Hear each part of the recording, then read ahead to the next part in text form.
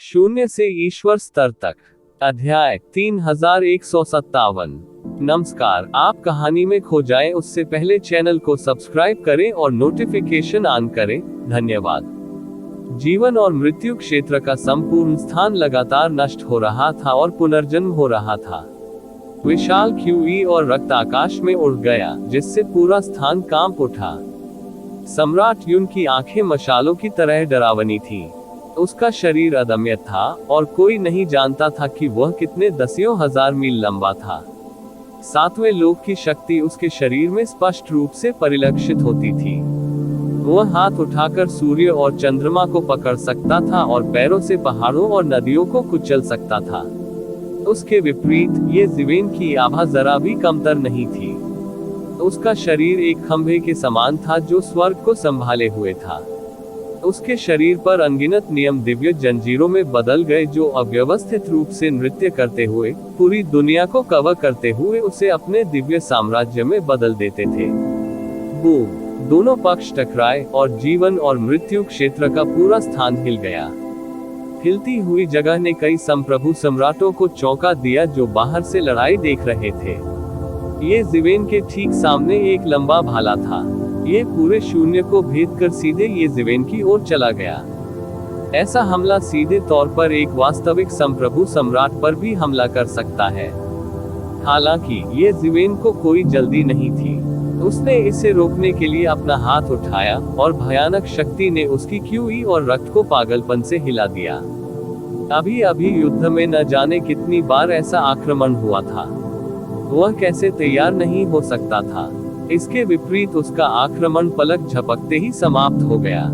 उसके हाथ से एक तलवार की आभा निकली और एक मूसलाधार नदी में बदल गई, जो सम्राट युन की ओर बहने लगी। उस पल में सम्राट युन ने ब्लॉक करने के लिए जल्दबाजी में अपना भाला वापस ले लिया। बजना!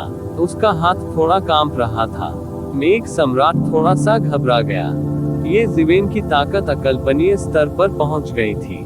हर बार जब वे टकराते थे तो बादल सम्राट का दिल और खून बढ़ जाता था और वह असहज महसूस करता था। मूल रूप से मेटल ईटर एंड सम्राट जैसे मजबूत शारीरिक शरीर वाले विशेषज्ञ को भी ये जिवेन ने हरा दिया था। उन्होंने इसे दिल पर नहीं लिया। आखिरकार ये जिवेन का दायरा उनसे ऊंचा था। अब ऐसा लग रहा था कि यह हास्यास्पद था। भले ही वे एक ही दायरे में थे, फिर भी वह ये जिवेन के नियंत्रण में था। बाहरी लोग सोच सकते हैं कि वह ये जिवेन के साथ प्रतिस्पर्धा कर सकते हैं, लेकिन ऐसा लगता है कि वे लगभग बराबरी पर थे। हालांकि जब वे वास्तव में लड़े तो उन्हें अपनी ताकत का 20% बचाव के लिए आरक्षित करना पड़ा। इसके विपरीत ये जिवेन बिना किसी संदेह के बाहर जा सकती थी। इस स्थिति में वह धीरे धीरे थका हुआ महसूस करने लगा। इससे भी अधिक भयावह बात यह थी कि उसने ये जिवेन की ताकत में वृद्धि को स्पष्ट रूप से महसूस किया। ये जिवेन ने अभी अभी सातवें क्षेत्र में कदम रखा था और अभी तक अपनी शक्ति को पूरी तरह से समझ नहीं पाया था। जैसे जैसे लड़ाई जारी रही, उसकी ताकत धीरे धीरे बढ़ती गई और परिणाम ये हुआ कि उसे दबा दिया गया। ये जिवेन की प्रगति की दर सचमुच भयावह थी। उसी युद्ध में उसकी प्रगति को स्पष्ट रूप से महसूस किया जा सकता था। इस समय उसे समझ में आने लगा था कि वे ये जिवेन को इतनी बार पकड़ने में क्यों विफल रहे थे। उनके द्वारा भेजे गए विशेषज्ञों की गति ये जिवेन की प्रगति के साथ नहीं टिक सकी। बहुत बढ़िया, हा। ये जिवेन ने आसमान की ओर देखा और हंसे। उसके हाथ की तलवार पर्वत के समान मोटी और लंबी थी। वह उसके हाथ में नाचने लगा और बादल सम्राट की ओर बढ़ गया। टकराना, टकराना, टकराना। लंबी तलवार और लंबा भाला शून्य में टकरा गए। हर बार जब वे टकराते थे तो हजारों मील की लहर सभी दिशाओं में फैल जाती थी। हालांकि जीवन और मृत्यु क्षेत्र के अंतरिक्ष आकर्षण के तहत इसे तुरंत नष्ट कर दिया गया था। ये जिवेन की ताकत लगभग हर पल बढ़ती जा रही थी।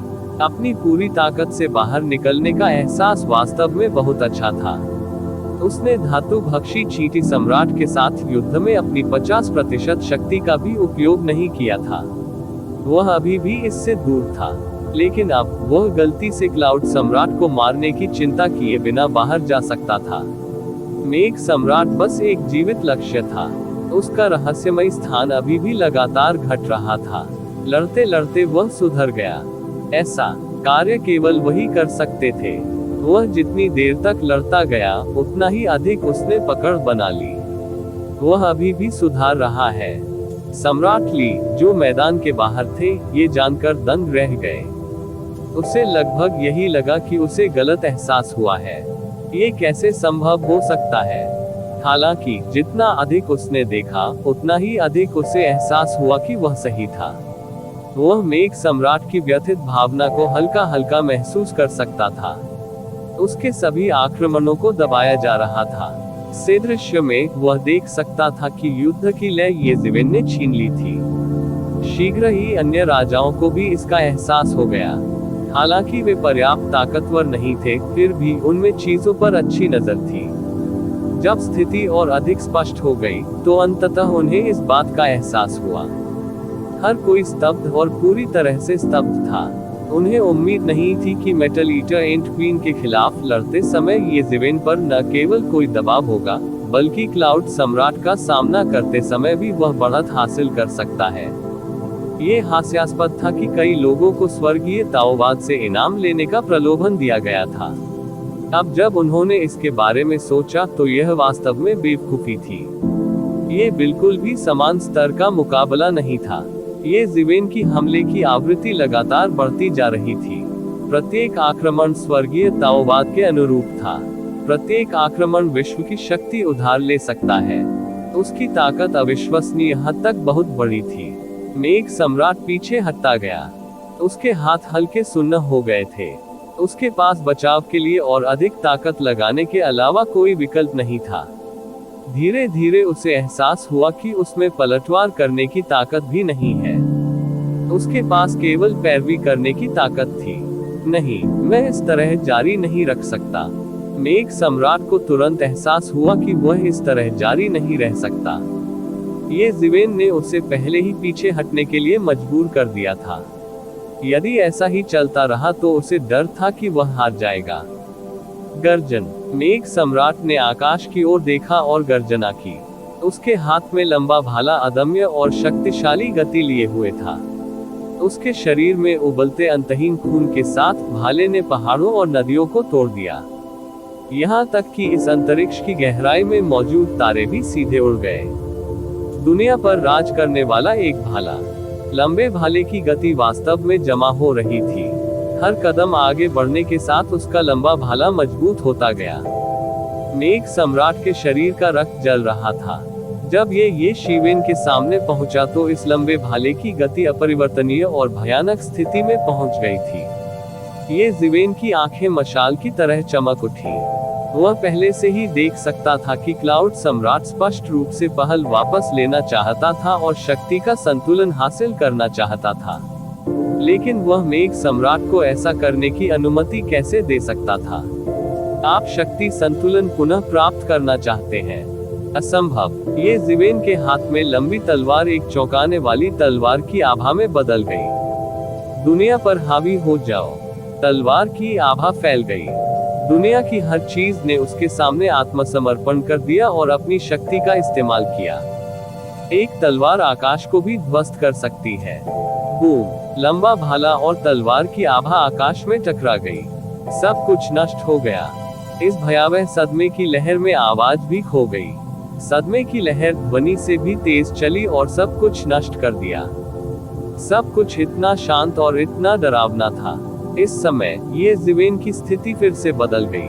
उससे भी अधिक भयानक शक्ति उबलकर उसके शरीर से बाहर निकल गई। 5 ओवरलैपिंग भयंकर लहरें। येज़ेवेन ने एक और भयानक शक्ति को खत्म कर दिया और उसे कुचल दिया। तलवार की आभा, जो लंबे भाले के नीचे हल्की हल्की ढह रही थी, तुरंत स्थिर हो गई और यहाँ तक कि तुरंत पलटवार भी किया गया। इस सब का वर्णन करने में बहुत समय लगा, लेकिन वास्तव में ये पलक झपकते ही घटित हो गया था। तलवार की रोशनी ने भाले की दिशा का अनुसरण किया और नीचे की ओर वार किया। प्रत्येक पिछले से अधिक मजबूत था।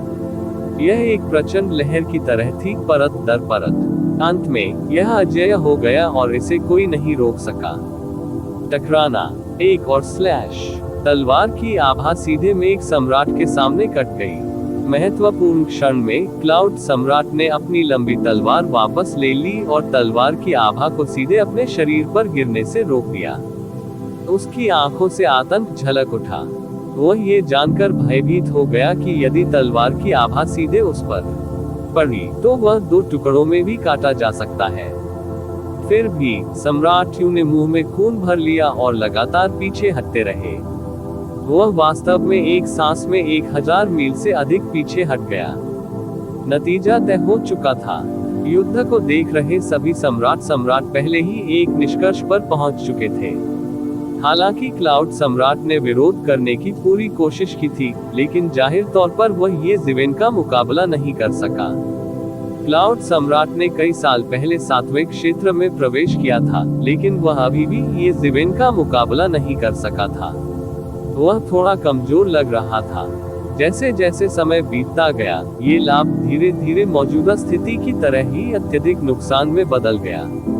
विशेषकर अंतिम स्लैश, ये हो सकता है पृथ्वी को चकनाचूर करने वाला कहा जाता है। यदि यह वे होते तो वे निश्चित रूप से इसका विरोध नहीं कर पाते और केवल आधे में ही कट जाते। और यही ये ज़िवेन की असली ताकत थी। ये ज़िवेन ने क्लाउड सम्राट के शक्ति संतुलन को पुनः प्राप्त करने के प्रयास को एक झटके में नष्ट कर दिया। वह दोबारा हमला करने ही वाला था कि अचानक उसे महसूस हुआ कि पूरा अंतरिक्ष कांप रहा है। ये कपकपी अंदर से नहीं, बाहर से आ रही थी। सिर्फ उन्होंने ही नहीं बल्कि कई सम्राटों ने भी एक ही समय में बदलाव महसूस किया। ऊपर आकाश में असंख्य विदेशी जीव उड़ रहे थे। विदेशी जीव हमला कर रहे हैं। यह विचार अचानक सभी के मन में कौंधा और उनके भाव बदल गए। असंभव, स्टॉर्म सिटी के चारों ओर एक अवरोध है। इसे कैसे खोजा जा सकता है जब कोई हमारे ठीक सामने हो? एक सम्राट ने अविश्वास में कहा। तब उसे एहसास हुआ कि इस समय ऐसे शब्द कहना बहुत बेवकूफी है, क्योंकि इस समय ऐसे शब्द कहने का कोई मतलब नहीं था। जल्द इस समय इन सम्राटों ने रुकने की हिम्मत नहीं की और जल्दी से बाहर निकल गए। वे इन विदेशी प्राणियों को शहर की दीवार पर लगे अवरोध को तोड़ने नहीं दे सकते थे, अन्यथा परिणाम अकल्पनीय होते। हालांकि स्टॉर्मविंड सिटी बहुत बड़ा था, फिर भी यह सिर्फ एक शहर था। ये पूरे क्षेत्र के प्राणियों के आक्रमण से कैसे बचाव कर सकता है? जब तक शहर की दीवार पर लगा अवरोध नहीं टूटा, तब तक आशा बनी रही। अन्यथा ये सम्राट भी विदेशी प्राणियों के प्रचंड आक्रमण से बच न सकेंगे। हफ हफ, मेघ सम्राट हौंकता रहा और अचानक उसे लगा कि वह बच गया है। ये ज़िवेन ने हमला करना जारी नहीं रखा, बल्कि केवल उसे उदासीनता से देखा और फिर वाहन की रोशनी पर कदम रखा और जीवन और मृत्यु क्षेत्र को छोड़ दिया। उसने राहत की सांस ली, लेकिन जल्द ही उसकी आंखों में अतुलनीय क्रोध भर आया। ये ज़िवेन की नजरें साफ तौर पर उसे नीची नजर से देख रही थी और उसने उसे गंभीरता से नहीं लिया। वह साफ कह रहा था, अगर मैं तुम्हें जाने दूं तो तुम क्या कर सकते हो? उसने ये ज़िवेन की पीठ पर उदासीनता से देखा और फिर वाहन की रोशनी पर कदम रखा और जीवन और मृत्यु क्षेत्र को छोड़ दिया। प्रतिवेदन किसी भी खराब अनुवाद के बारे में हमें बताने के लिए टेक्स्ट का चयन करें और रिपोर्ट पर क्लिक करें। लेस देन पिछला सूचकांक, अगला ग्रेटर देन। इसी प्रकार के अपडेट्स लेते रहने के लिए हमारे चैनल ऑडियो बुक्स 108 को सब्सक्राइब करें और नोटिफिकेशन ऑन करें। धन्यवाद।